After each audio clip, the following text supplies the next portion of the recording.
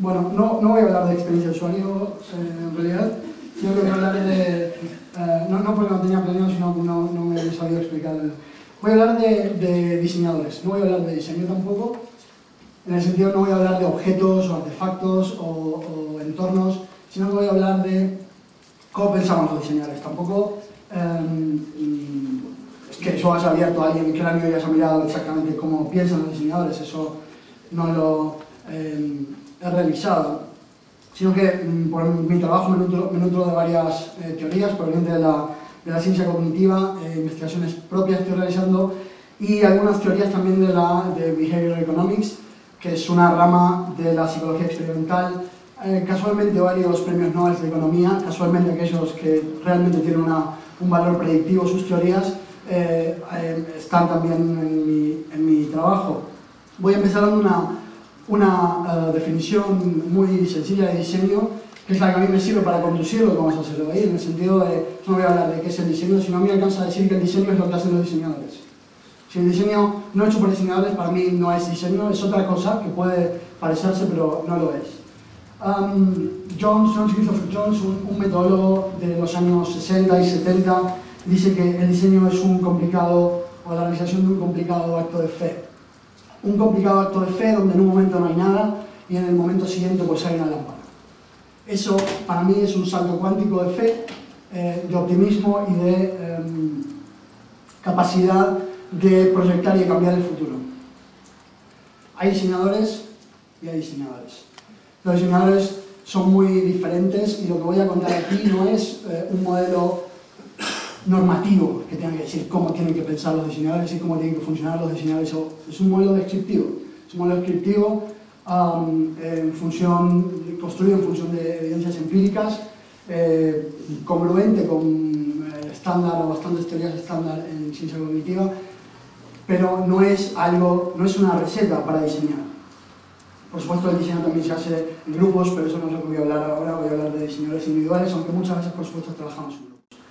Esta lámpara de Ptolomeo no es algo que hagan los diseñadores en realidad. Los diseñadores no hacen lámparas, los diseñadores no hacen sillas, los diseñadores no hacen edificios, los diseñadores hacen planos, dan instrucciones. Ningún diseñador diseña una lámpara construida, terminada. Dan planos. Por supuesto que el diseñador puede ponerse el sombrerito de constructor y hacer un edificio, pero es otra cosa. El diseñador piensa cómo será el futuro. El diseñador piensa y define un casco mediante una serie de herramientas, pero el diseñador no construye el casco. El diseñador no construye edificios, o el arquitecto, respeta al arquitecto, es una maqueta de la casa Savoy de Le Corbusier, que ahora está en el MoMA, pero en realidad esto era un resultado final de un trabajo. Esto es uno de los resultados finales de un trabajo de un arquitecto.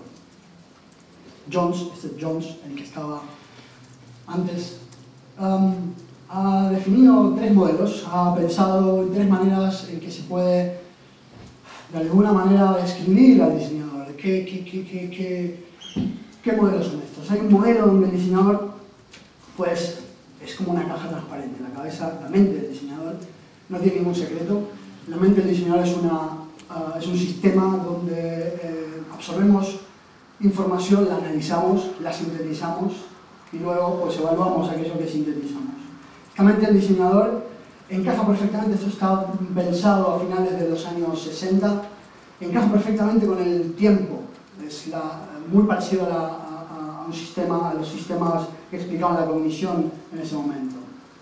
Hay otro modelo, también propuesto por Jones, que es la caja negra. Los diseñadores, pues tenemos una cabeza que está cerrada y pasa algo mágico, algo místico, algo intuitivo, aunque intuitivo tampoco es tan místico hoy en día, pero pasa algo que no se puede explicar. Aquí Jones, de una manera muy cándida, pone un gorrito de mago al diseñador y habla del sistema nervioso, son los términos de él.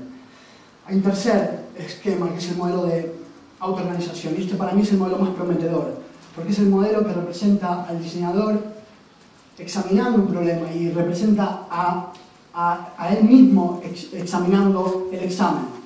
Es decir, se controla la situación y se controla el control de la situación. Esto es lo que mejor describe la práctica del diseño según yo lo entiendo.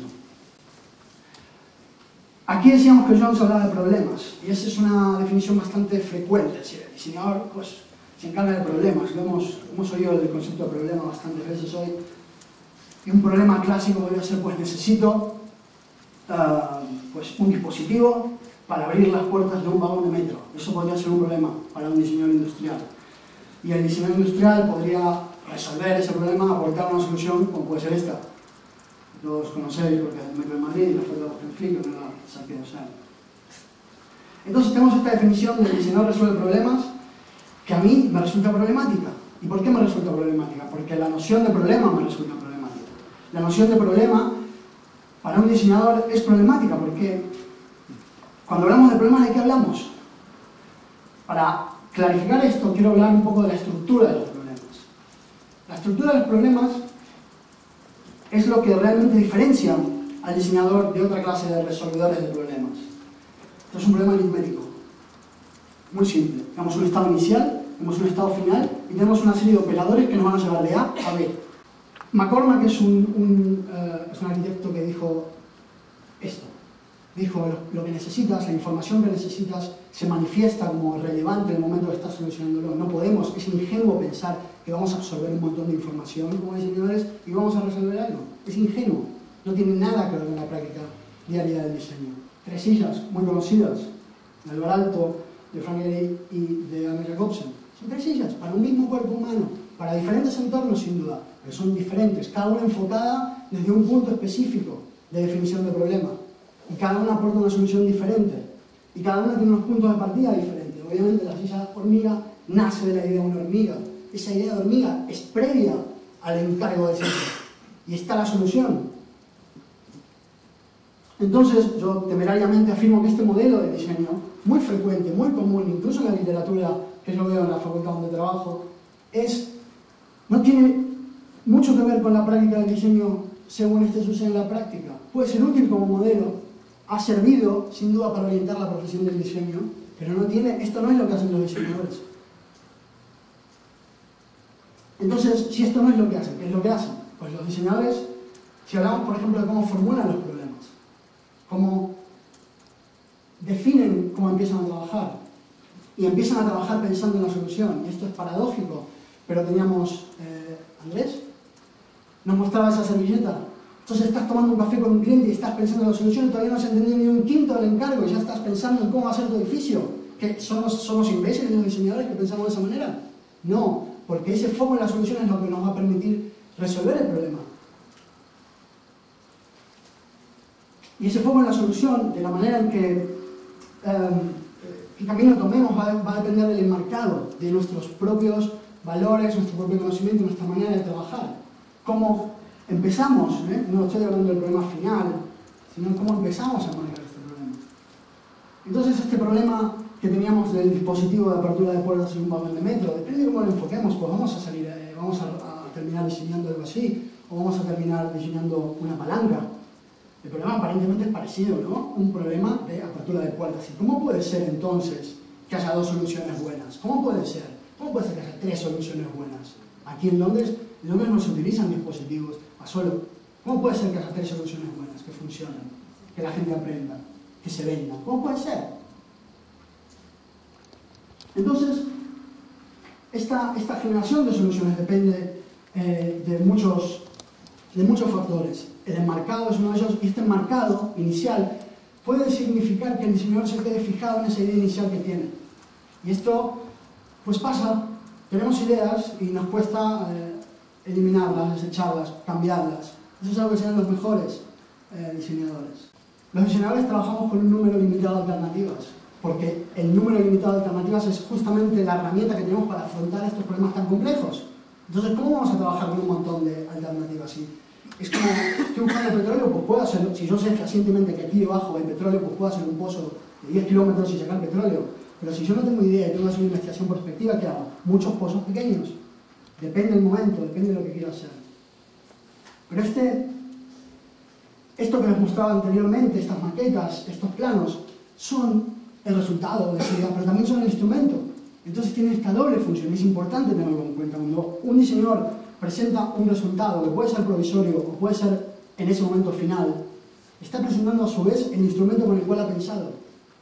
Y es el instrumento con el cual ha pensado porque es el que le permite generar conjeturas.